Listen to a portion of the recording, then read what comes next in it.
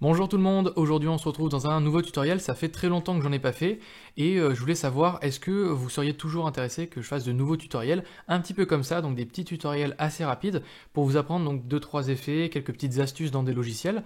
En l'occurrence on va faire un petit effet dans Adobe XD, mais pour savoir donc si ça vous intéresse des petits tutoriels de ce type là, vous avez un formulaire, un petit questionnaire très rapide dans lequel je vais savoir est-ce que ça vous intéresse ou non, donc c'est juste une cage à cocher.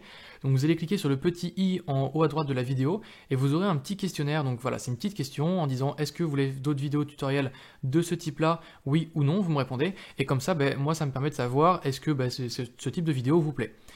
Donc ceci étant dit, on va pouvoir commencer maintenant en vous présentant donc cet effet que j'ai envie de vous présenter, qui est, alors il n'y a pas vraiment de nom à cet effet, mais c'est un petit peu un glossy effect en anglais, donc un effet de lueur. Donc c'est assez moderne et c'est très utilisé dans les nouvelles tendances d'applications, surtout pour les applications mobiles. Avec l'arrivée d'iOS 11, ce type de design commence vraiment à émerger. Donc ça va être le glossy effect, cet effet de lueur. On va voir comment faire ça avec deux éléments et deux exemples que j'ai à vous montrer. Donc imaginons que vous ayez deux éléments avec une couleur de fond. Donc moi j'ai pris un dégradé, mais on peut prendre une couleur unie. Et on va voir comment réaliser ce glossy effect. Donc pour le réaliser, vous prenez votre calque de fond, vous allez le dupliquer. Donc moi j'appuie sur Alt et je vais cliquer sur mon fond pour le dupliquer, ici. Je le mets ici. Ensuite, je vais réduire un petit peu sa hauteur. Je vais réduire aussi également sa largeur pour avoir juste un élément qui va être un peu plus petit que mon premier élément. Et ensuite, ici, dans les options de mon calque, je vais aller dans flou d'arrière-plan et je vais aller sélectionner flou d'objet pour flouter mon objet, tout simplement. L'intensité, je vais la laisser à 30, je peux même monter jusqu'à 35 si j'ai envie, c'est pas trop mal. Et ensuite, je vais glisser mon calque en dessous de mon élément. Donc je vais glisser un petit peu à ce niveau-là, je vais le glisser en dessous de mon élément, voilà. Et alors il faut laisser un petit espace pour, laisser un petit peu de, d'espace ici pour avoir cet effet justement qui dépasse. Donc là il est pas trop mal, il est peut-être un petit peu trop voyant d'ailleurs. Donc si votre effet est trop voyant, vous pouvez changer l'opacité de votre calque d'arrière qui va pouvoir être variée. Donc moi en général je vais le laisser entre 50 et 60%. 60% je trouve ça assez sympa, c'est très léger et donc ça permet de faire cet effet de glossy, donc de lueur en dessous. Donc on va la voir ici, si je l'enlève, si je le rajoute, si j'enlève, si je le rajoute. Là voilà, ça c'est assez sympa. Et l'avantage c'est qu'avec ce flou d'objet, si vous changez la couleur, et en fait vous allez avoir une cohérence de couleurs.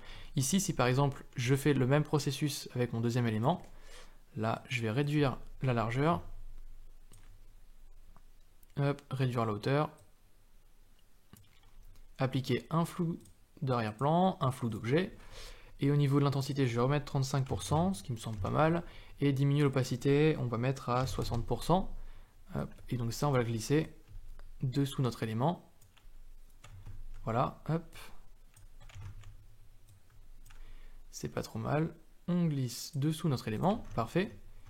Et là, on a donc deux glossy effects. Alors si vous ne le voyez pas très bien sur vos écrans, c'est peut-être parce que au niveau de la vidéo YouTube, ça n'a pas très bien rendu les couleurs. Sinon, je vous invite vraiment à essayer de chez vous. Et puis c'est un effet assez sympa, très moderne, donc à voir en fait pour vos créations. Donc voilà, c'était simplement un petit tuto sur cet effet-là. Si vous avez d'autres idées, d'effets, etc., n'hésitez pas à me les partager en commentaire. Si ce type de format très rapide et très concis sur un petit tuto, une petite astuce sur Adobe XD vous plaît, n'hésitez vraiment pas à me le dire parce que ça me permet d'orienter mes nouvelles vidéos. Maintenant, j'essaie de faire des vidéos un peu plus techniques, alors que récemment, voilà, j'ai fait des vidéos un peu plus parlotte et astuces et tout ça. Donc maintenant, j'ai envie de re-rentrer dans le concret. Donc est-ce que ça vous intéresse? Merci de me le dire en commentaire et de répondre au questionnaire à droite en cliquant sur le petit i sur YouTube. Et on se retrouve dans une prochaine vidéo. À la prochaine. Allez, bye tout le monde.